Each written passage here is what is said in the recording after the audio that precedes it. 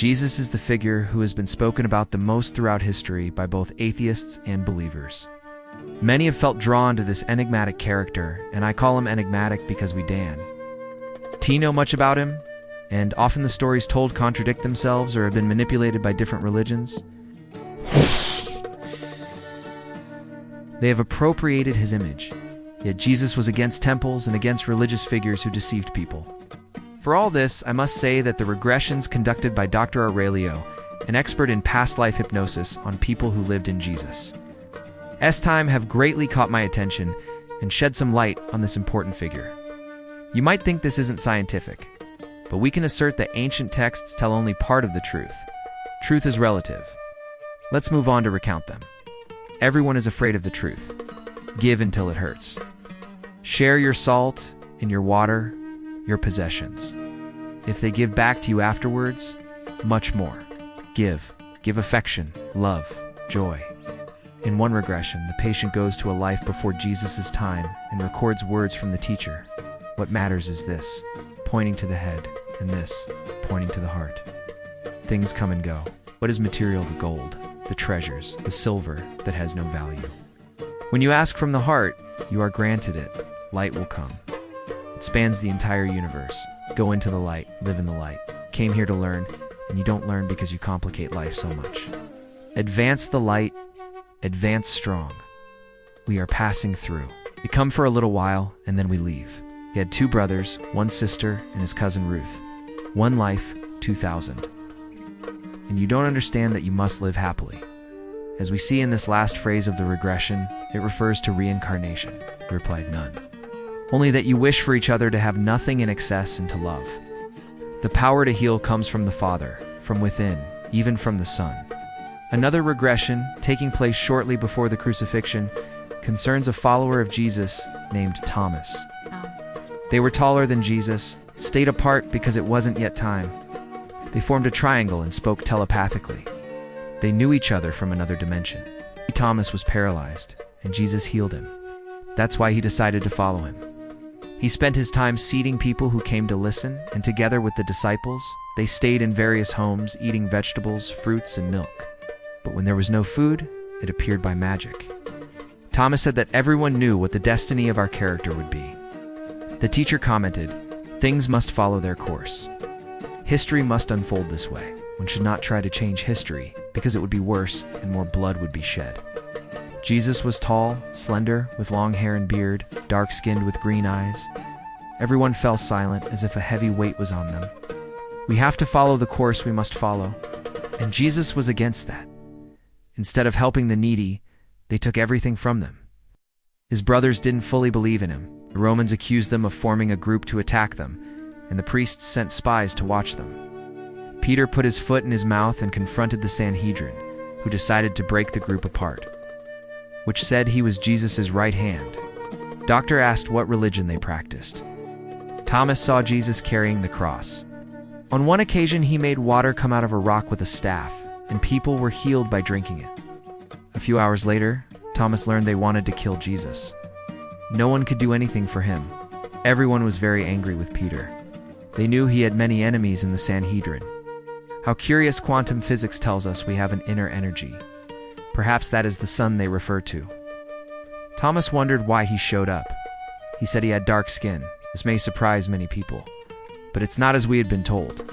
He answered, none. Just this, that you wish for each other to have nothing in excess, and to love. Thomas continued with the story.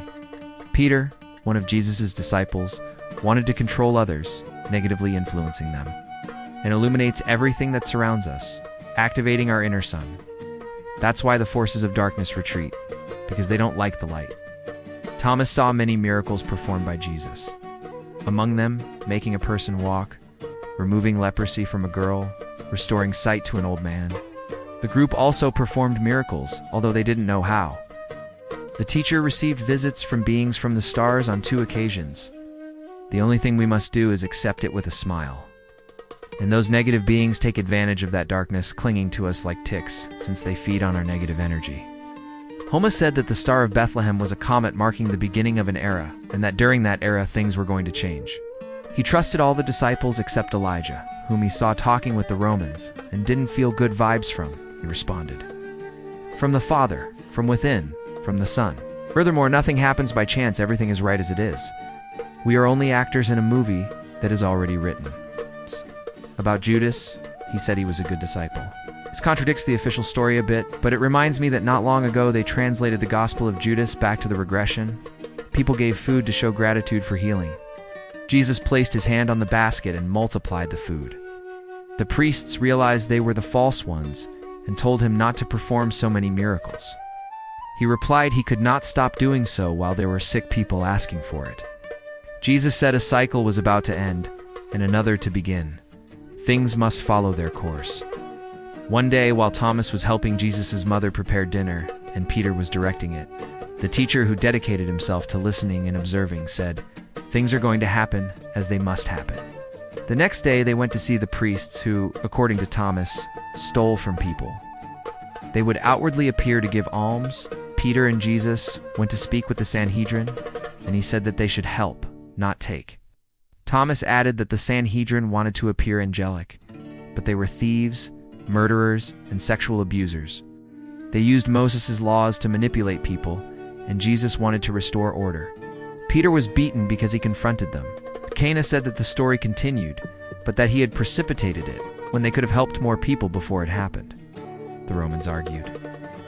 They said they shouldn't kill someone who was a good person, but they had no choice, they had to do it. Afterward, the group dispersed. This concludes the regression of these accounts. I would like to highlight when Jesus says, "Share your salt, your water, your possessions, for they will give back to you afterward much more." This is nothing new, it's the law of the universe. Whatever you wish for, good or bad, you will receive multiplied. I also want to highlight Dr. S's question. Where do the powers to heal come from? The group also performed miracles, and their power to heal, like Jesus's, came from within them. Another thing that strikes me is Jesus' skin color. To the question, Doctor asked, "What religion did you practice?" This shows that he never intended to create a religion, although different religions have taken advantage of this, distorting the truth and deceiving people. The first regression shows Jesus as a joyful man because, despite knowing what was going to happen, he remained happy. By being joyful, we are in the light. The light drives away those beings who feed on us. But when we fall into sadness or depression, our sun turns off. As we see, he emphasizes that it is not necessary to do anything special in this life, to awaken only something as simple as letting ourselves be carried by destiny. Accepting whatever comes with joy and considering it a lesson, because as our character wisely says, we cannot go against history. If we do, we will suffer more. As the saying goes, when the weather is bad, put on a good face.